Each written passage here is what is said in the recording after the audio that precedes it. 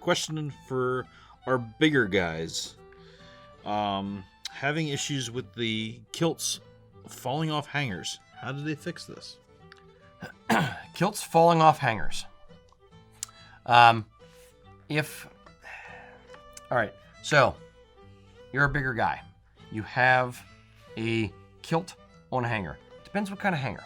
And let's go to a bigger guy. Let's say like 70-inch waist. Mm-hmm. So it is even if you fold it in thirds, it can be 70-inch waist. Half of that's 35, center to back. So half of 35 is 17 and a half. Mm-hmm. So 17 and a half inches from the bar to the back of the closet. That's pretty deep. Yeah. So what would I do if I'm a bigger dude? You have two options.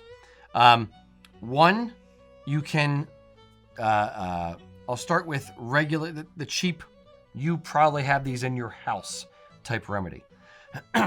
Take your kilt and kind of divide it into four. So you have stretch it all the way out. And you have the fringe, the straps, and the edge of the front apron.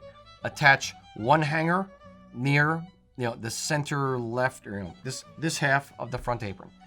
Next, attach one right above the eye hole to the center back of the pleats. Then attach one from the center back of the pleats over, and then attach one to the other end of the under apron. Fold it in half entirely, and then fold it in half again. Okay. So that you have four hangers aligned, and then you have your kilt folded into quarters. Align the next, the question marks of the top of the hanger so that they all face the same direction, because they are folded over 4 times. It'll be, let's say, 15-ish. And then you're going to hang that in the closet, and that should be okay depth-wise. Maybe it's only 12, but it'll probably be okay depth-wise. Option B is we have our kilt hangers, which are 4-clip kilt hangers. We have them specifically designed for us. For the most part, one 4-clip kilt hanger, they're 20 inches wide, that is, in regular to slightly beyond regular kilt sizes. They work a treat, they're fine, not a problem.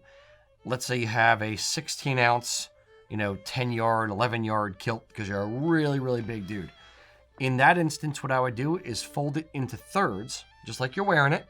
And then I would attach the front apron and the under apron with the clips, and then 4 clips across the pleated section, and kind of hang those two in the closet. And that would keep it better supported. Because generally it's trying to jam too much fabric underneath the little jaws, as it were, is what you end up running into with the problem. That's why it's kind of slipping off. But if you have either very good quality kilt hangers or more pants hangers, like 4 of them, then you can kind of disperse the weight a little bit better across the different hangers.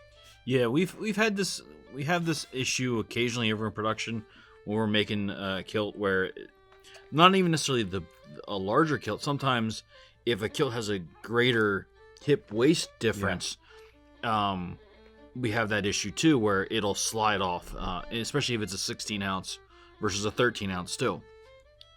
So in some cases where we've done that, where we've used 2 hangers and kind of did the fold in half, or like Rocky said, you kind of stagger the clips between on the material, and that seems to lock everything in and help hold it up. Yeah.